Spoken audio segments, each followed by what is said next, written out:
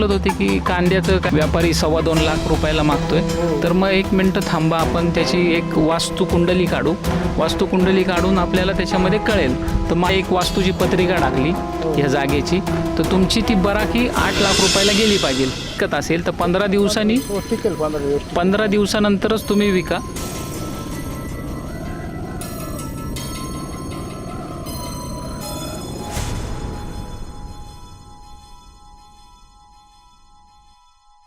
नमस्कार, मी गीतेशजी लोखंडे.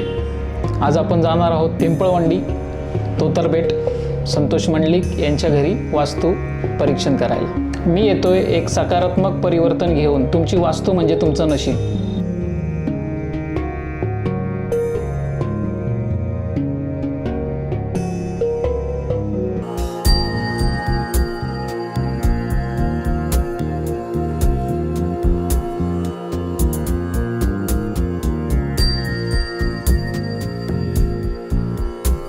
माझे नाव संतोष किसन मंडलिक, मुक्काम पोस्ट पिंपळवंडी, तालुका जुन्नर, जिल्हा पुणे.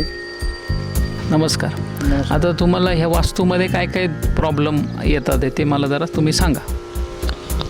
वास्तूमध्ये प्रॉब्लेम, आम्ही शेतामध्ये दोघं भाऊ, आम्ही 4 जण हे एवढे कष्ट करतो.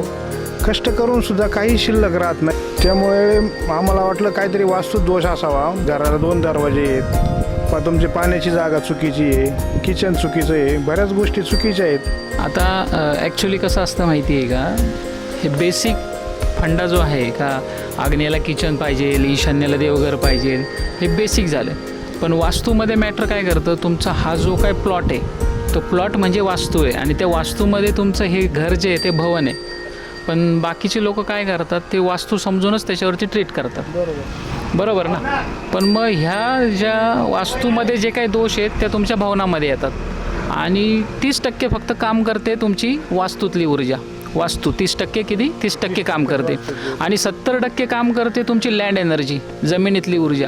म्हणून आपल्याला ना ह्या जमिनीतली ऊर्जा वाढवायची आहे. आणि तुम्ही बोलत होते की कांद्याचं काहीतरी व्यापारी 2.25 लाख रुपयाला मागतोय, तर मग 1 मिनटं थांबा, आपण त्याची एक वास्तुकुंडली काढू. वास्तुकुंडली काढून आपल्याला त्याच्यामध्ये कळेल. तर मग एक वास्तूची पत्रिका टाकली ह्या जागेची, तर तुमची ती बराकी 8 लाख रुपयाला गेली पाहिजे. 15 दिवस जर कांदा टिकत असेल तर 15 दिवसांनी, 15 दिवसानंतरच तुम्ही विका.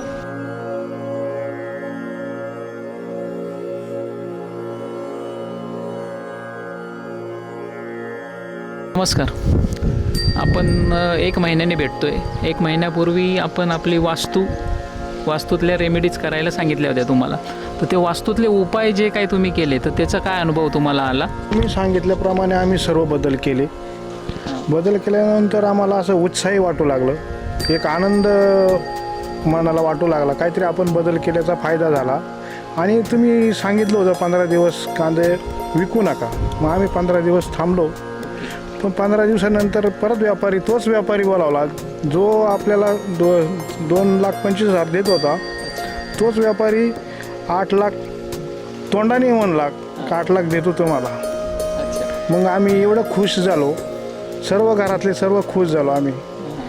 असा आनंद पहिल्यांदाच झाला. नमस्कार सर.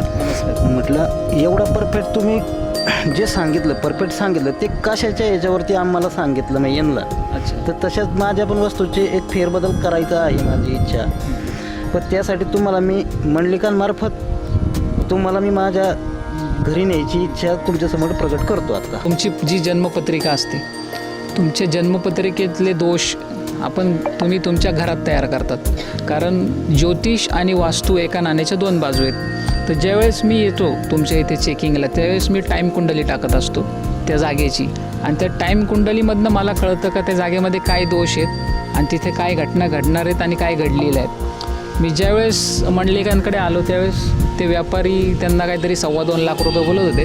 मी त्यावेळेस टाईम कुंडली टाकली आणि मी बघितलं का बाबा तिथे यांना तर 8 लाख रुपयापर्यंत ती जाऊ शकते. म्हणून मी त्यांना सांगितलं का 15 दिवस थांबा तुम्ही, 15 दिवसांनी तुम्हाला 8 लाख रुपये प्रॉफिट होईल. नमस्कार.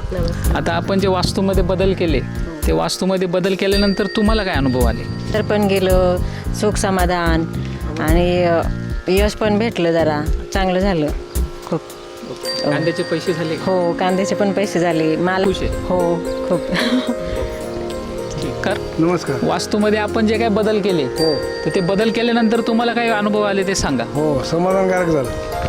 अच्छा समाधानकारक झालं. हो काय- समाधानकारक झालं आणि